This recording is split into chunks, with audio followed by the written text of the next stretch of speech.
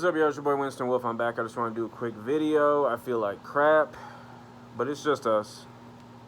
I don't have to do any cartwheels. You accept me for me, I accept you for you. So let's just get into it. Demonic by Neil Blomkamp. Had a chance to watch it last night.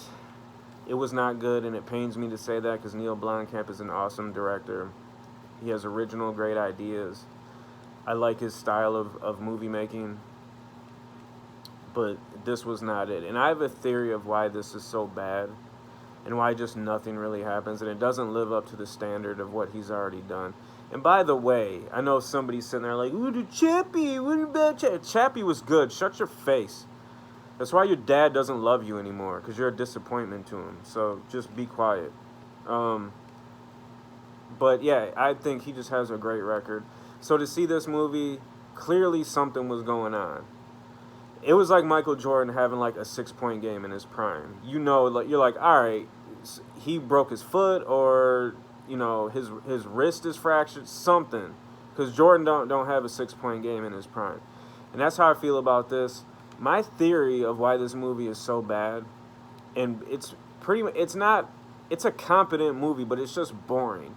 It doesn't come close to anything that he's done before, as far as quality, as far as visuals, as far as just pure entertainment. So something's wrong. But my theory with it is that they were shooting this right as the pandemic thing started. And they were probably so deep into production, you know, like literally probably one day away from rolling cameras. And then everything probably went down. And they probably had to alter the movie drastically. You know, they probably had the locations and everything locked down to where they could shoot those scenes in there. But they probably had to change so much to where we got the movie that we got, and it was probably going to be a lot better. And I would like to read an early script or see an interview with him talking about maybe something behind that, because I looked at the Rotten Tomatoes, which doesn't mean anything, but I mean, it gives you kind of a basic idea of certain things, and it has like a 15% approval rating, which is crazy. That is insane. You like almost have to purposely make the movie bad to get something like that. But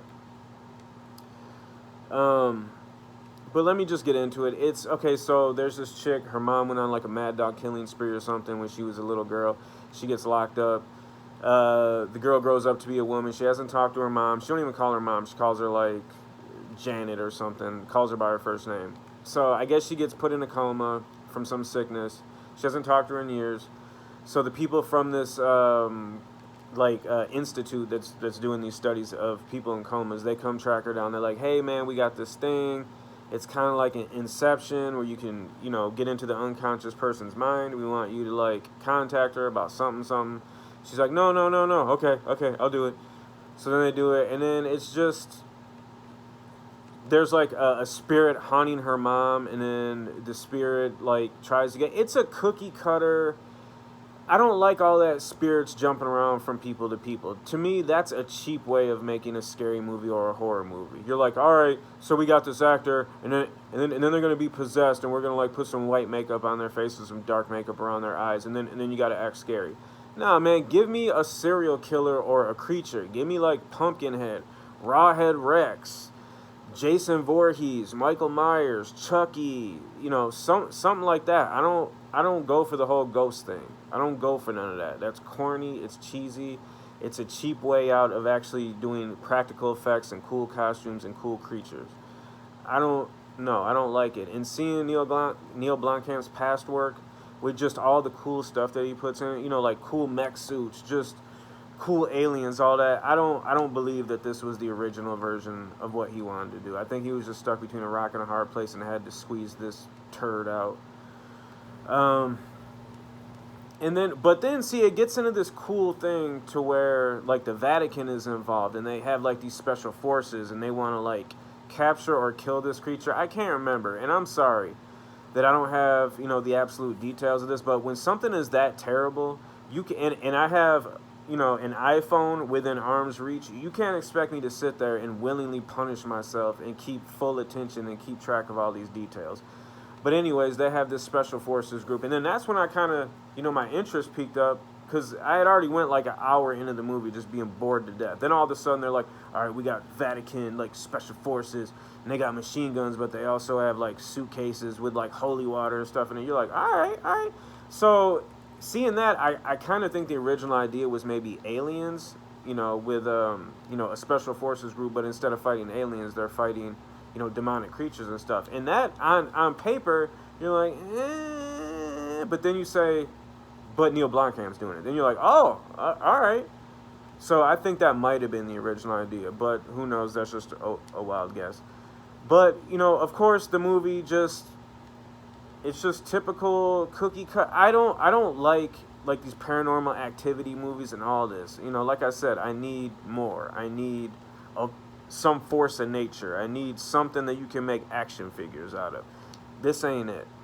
The movie ends in a lame way. There's not going to be a sequel. They didn't end it on a cliffhanger, thank God. Because I think probably watching it, they were like, with any horror franchise or any horror movie, I'm sure at this point they're always like, well, maybe we should add like a little musical note and then something just really quick before the end, just in case. But I think Neil Blomkamp was smart enough to be like, no, not just in case. Let's let this die where it lays. Let's not prolong this terrible garbage anymore. So thank God they didn't add anything on the end to make you even think there would be a sequel or any continuation of this sorry ass story. So demonic, no, pass on it. It is, like I said, Rotten Tomatoes 15% rating. Anything I've read or seen, nobody likes it. Nobody has anything good to say about it. It is not good. But since I'm getting tired of always coming on here and saying negative stuff or ranting, I will give you an awesome alternative. If you're not aware, Neil Blomkamp has Oat Studios. I guess within the last couple of days, they have Oat Studios projects on Netflix.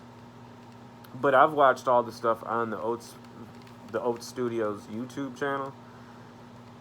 It is awesome. They have some awesome stuff on there. I wish they would make full-length movies out of some of these short films or these concept. I don't know what you call them, but they are awesome.